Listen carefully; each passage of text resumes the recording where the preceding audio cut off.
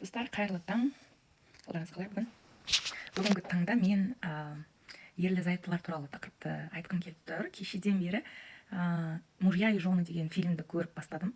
Әлі қызық, әлі болып жатыр. Режиссері Вуди Аллен.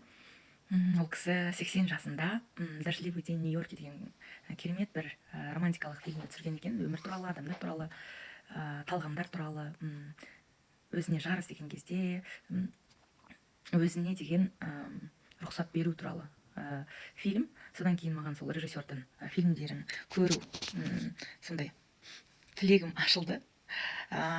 Сол фильмдерде жалпы адамдардың қарым-қатынастары туралы айтылады.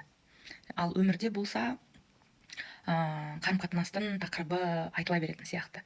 Әр адамның әртүрлі ойы бар, әртүрлі талғамы бар, әртүрлі жаста, әр жылда және әр күні адамның көңіл күйі өзгеріп отырады.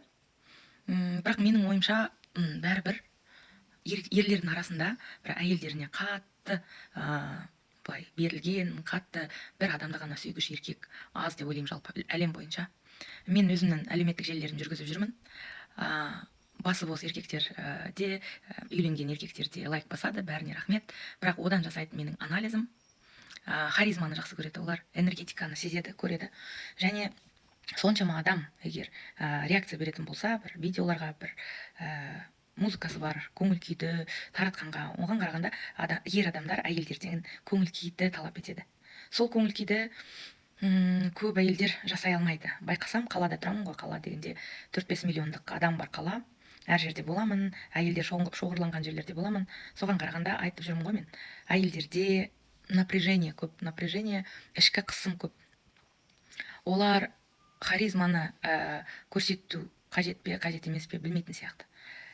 Әлеуметтік желілерде видео жасау, өз биіңді, көңіл күйіңді жасау ол қате сияқты. Күлкілі, ұят нәрсе сияқты. Бірақ екінші жағы еркектері, сол әйелдердің еркектері әлеуметтік желілерге шыққандарын қаламайды. Рұқсат бермейді, басады.